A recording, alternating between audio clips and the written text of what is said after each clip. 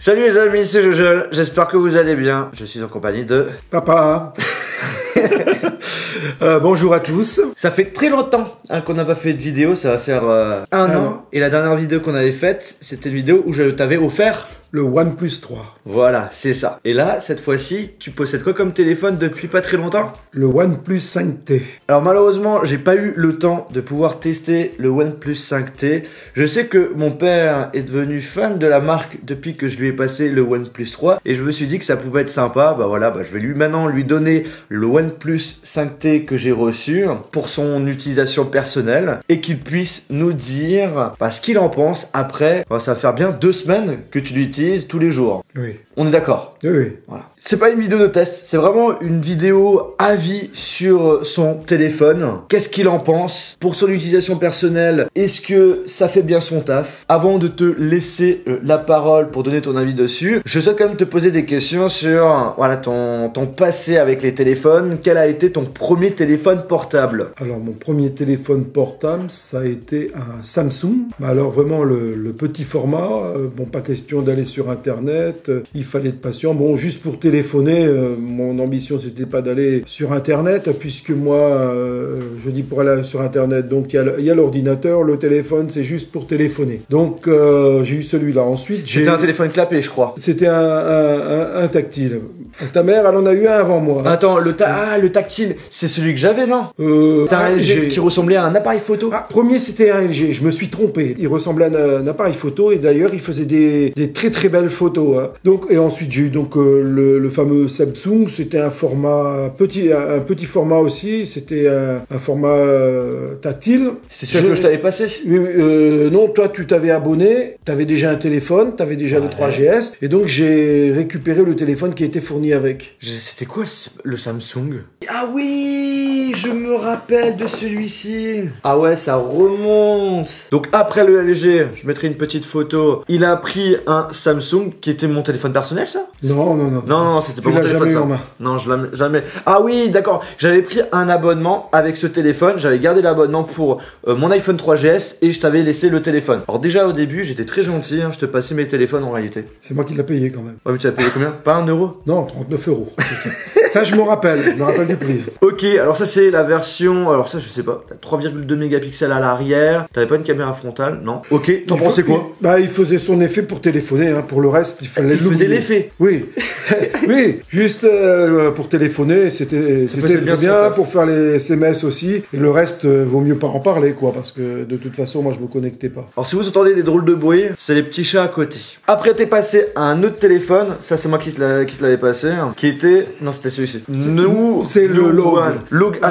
Log. Ouais, en gros, c'est une marque de téléphone qui copie le design de téléphone haut de gamme. Là, notamment, ça copiait le design d'un Galaxy S5. Là, t'es passé sur un écran plus grand qu'avant, on peut le dire. Et ça va, t'en étais content? Là, on pouvait aller sur internet, on pouvait naviguer. Il était pas rapide. Mais ça reste quand même, je dirais, du chinois au niveau de la qualité. Il y a eu un moment, je dirais, dans l'année, quand j'écrivais un SMS, il m'écrivait 10 lettres, il m'écrivait du n'importe quoi. Même parfois, il continuait tout seul. Et j'étais obligé de le tapoter pour qu'il arrête. Et puis après, je pouvais faire mon SMS. Bref, ce smartphone a été maltraité, je suppose. Photo, on n'en parle pas parce que c'était pas terrible. La vidéo non plus. Après, t'es pas passé à un OnePlus, t'es passé sur un faux Galaxy Note 4 que je t'avais filé. Tu te souviens? Non. Il était un peu plus grand, il était noir. Ah, si. Tu l'as utilisé pendant au moins 1 an. En fait, moi, je lui ai filé au début que les copies de téléphone. En fait, c'était les téléphones gratuits en quelque sorte que je pouvais recevoir. Que les grosses marques comme Samsung, LG et compagnie, ils m'offraient jamais les téléphones. En gros, c'était des prêts. Donc du coup, moi je lui ai passé les téléphones gratuits que je pouvais recevoir et ça tombait sur notamment des copies. Et du coup, l'autre téléphone, c'était un faux Galaxy Note 4. Bon, je m'en souviens pas réellement, donc je pourrais pas dire si j'en étais content ou pas content. Mais disons qu'au niveau évolution, quand même, il y avait toujours un petit plus. Voilà. Et là, t'es passé un gros plus l'année dernière. Oui. Hein. Je suis passé au OnePlus 3 où vraiment là, c'est vrai que je pensais au début que c'était un Samsung, mais bon, maintenant, moi, au niveau de la marque, j'ai vu ses capacités, même par rapport à l'iPhone 7, j'ai pu faire de la vidéo et en zoomant. Ouais. Et j'étais surpris, j'avais les deux téléphones, donc j'ai fait 2 fois les mêmes vidéos et j'ai vu que sur l'iPhone 7, en fin de compte, c'était beaucoup plus pixelisé que sur celui-là. C'est pas moi qui le dis, hein, c'est mon père. Après, très important, papa, quand tu fais des comparaisons de photos, ça sert à rien de les faire avec les deux téléphones en main. Il faut absolument mettre les fichiers photos sur l'ordinateur parce que justement, ça ne veut rien dire. Genre, par exemple, tu vois, l'iPhone 7, la résolution de l'écran, on n'est même pas sur du Full HD, alors que sur celui-ci, sur ton OnePlus 3, on est sur du Full HD. Donc du coup, le rendu n'est pas le même. Donc c'est pour ça que c'est très important quand on fait des comparaisons. Ça, je le dis, hein. Tous ceux qui font des comparaisons de photos et de vidéos, faites-le sur un ordinateur. Voilà, pour qu'il n'y ait pas d'inégalité, etc., etc. Tu l'as donc depuis 1 an, globalement satisfait. Satisfait, aucun bug. Tu as aussi le capteur d'empreinte digitale, tu l'utilisais souvent? Oui. J'ai toujours utilisé le capteur d'empreinte Alors j'aime bien parce que mon père il est habitué au capteur d'empreinte digitale qu'on avait sur je pense dans des anciens ordinateurs où il fallait absolument glisser son doigt et donc du coup mon père il n'appuie pas dessus en fait, il glisse son doigt. Je trouve ça marrant. Voilà. Non mais autrement au niveau qualité, au niveau photo, bon moi j'ai toujours été un peu exigeant au niveau de la photo.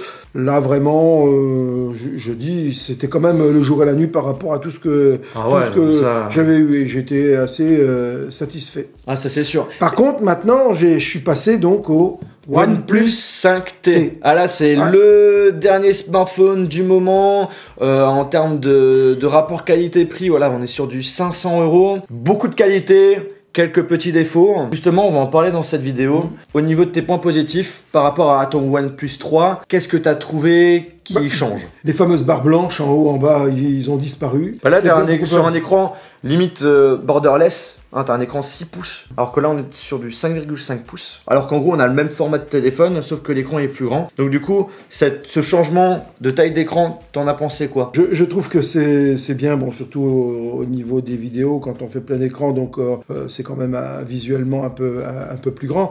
Bon, le souci, bon, c'est pas réellement un souci, il faut s'y adapter, parce que ça fait pas trop longtemps que je l'ai. C'est, parfois je le prends, il est à l'envers. Avant, là, avec les bandes, on voyait le bouton en bas, il n'y a aucun souci. Tandis que là, quand il est vraiment noir, donc on ne le voit pas. Alors ça m'est déjà arrivé de l'avoir à l'envers. Donc je cherche l'empreinte digitale là qui se trouve derrière, que j'utilise, qui est bien pratique. Mais le souci, c'est que parfois je l'ai à l'envers. Justement, tu as parlé du capteur d'empreinte digitale. Avant, il était à l'avant, maintenant il est à l'arrière. Est-ce que ça t'a perturbé ce changement? Pas du tout. Non, pas du tout. Le fait est aussi rapide aussi. Comme je le prends, je vois pas tellement de différence. Ils s'ouvraient aussi rapidement l'un que l'autre, donc c'est pas un souci.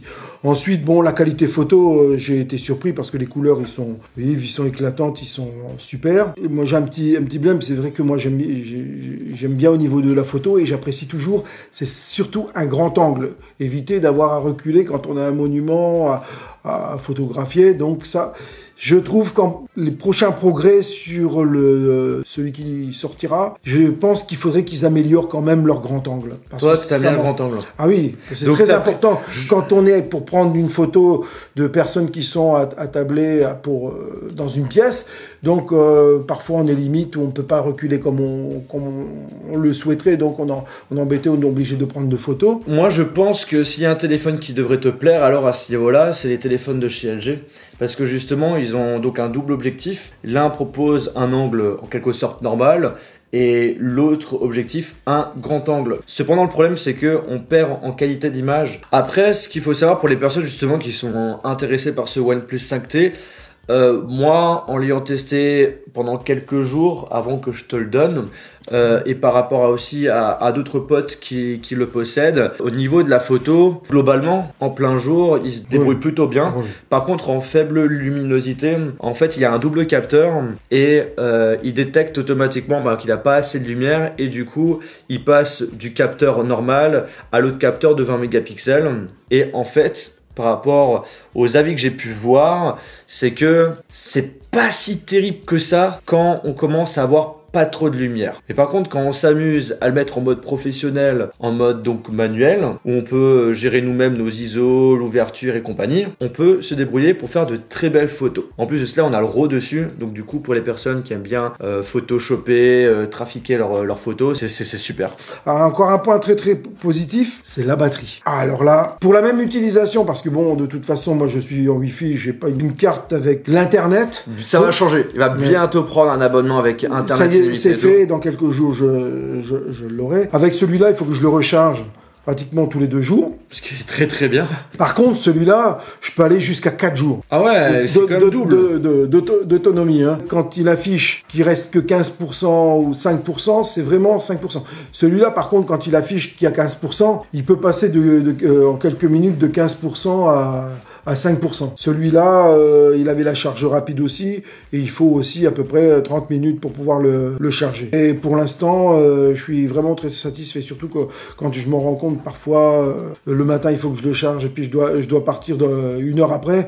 Je me rends compte que bon il est chargé et puis je peux partir en toute tranquillité. Le Wi-Fi, il a un bon rendement quand même, parce que quand je suis dans le salon et que j'ai 2 murs en béton, donc béton armé, il y avait certains téléphones où vraiment j'avais le Wi-Fi minimum, tandis que là j'ai quand même eu une bonne réception du Wi-Fi. Donc globalement en fait dans l'utilisation, c'est téléphoner, envoyer des SMS et aller notamment sur internet que quand tu es en Wi-Fi, puisque pour l'instant t'as pas l'abonnement qui va avec. Bon, là ça va changer quand tu l'auras. Là, ça pourrait être intéressant de savoir justement au niveau de l'autonomie ce que ça donne. Si tu as changé aussi ta façon d'utiliser le téléphone, parce que quand tu as un téléphone qui peut être constamment connecté à Internet, je pense que notre façon d'utiliser le téléphone change.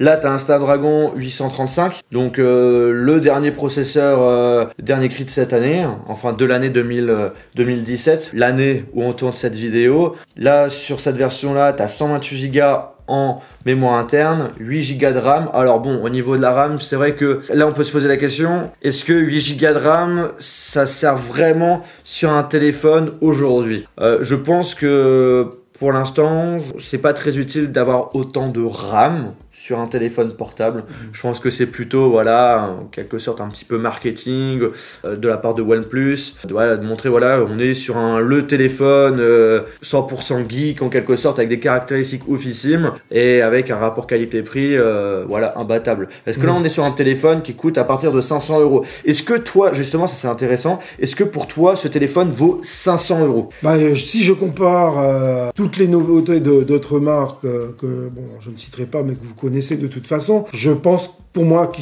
c'est un très bon rapport qualité-prix. Moi je dirais il a un son super, fonctionnalité très bien. Ouais, c'est simple à utiliser, tu prends pas la tête? Non. Disons qu'au niveau de l'évolution, il y a toujours eu un petit truc en plus à connaître, à apprendre, mais c'est vrai que bon, je suis pas si vieux que ça quand même, hein, je vais pas me jeter de l'autre côté, mais disons qu'en utilisation commune pour tout le monde, même pour certains jeunes qui veulent pas dépenser une fortune, je sais que pour certains 500 € c'est un bon prix, mais quand on regarde de l'autre côté qu'il faut mettre entre 900 et 1200 €, je préfère encore celui-là que de prendre des autres marques. Hein. Comme tu as pu le voir, le OnePlus 3T, tu avais les boutons qui étaient à l'extérieur de l'écran. Là, tu n'as plus de boutons à l'extérieur de l'écran. Est-ce que ça t'a gêné? Est-ce que finalement tu trouves que c'est mieux? Moi je dirais qu'il n'y a aucune différence. Hein. Ça te gêne pas? Au début, j'en voulais pas trop à cause de ça, parce que j'aime bien quand même pouvoir me situer, mais bon, moi j'en suis satisfait, voilà. Ça c'est la synthèse de cet appareil. Bon les amis, cette vidéo touche à sa fin, j'espère que ça vous a plu, et que voilà, si vous voulez revoir d'autres vidéos avec mon père, n'hésitez pas à mettre le petit pouce bleu qui fait plaisir, et de nous dire aussi en commentaire si ce genre de vidéos, c'est des vidéos que vous souhaiterez voir un petit peu plus régulièrement sur la chaîne YouTube. Moi je trouve que c'est intéressant de donner justement la parole à des personnes qui n'ont pas forcément l'habitude de faire par exemple des tests de téléphone et qui donnent leur propre avis sur le sujet. Donc je trouve ça vraiment intéressant. Maintenant pour vous, est-ce que ça sera le cas? Telle est la question. Merci papa d'avoir intervenu dans cette vidéo. J'en étais content, puis je suis content de retrouver donc les abonnés de Jojo. Jojo, hein, voilà. Sur ce, les amis, on se retrouve dans une prochaine vidéo.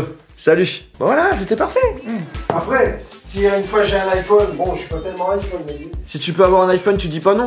Bah, pour tester, puis voir... Eh bah écoute, on verra ça.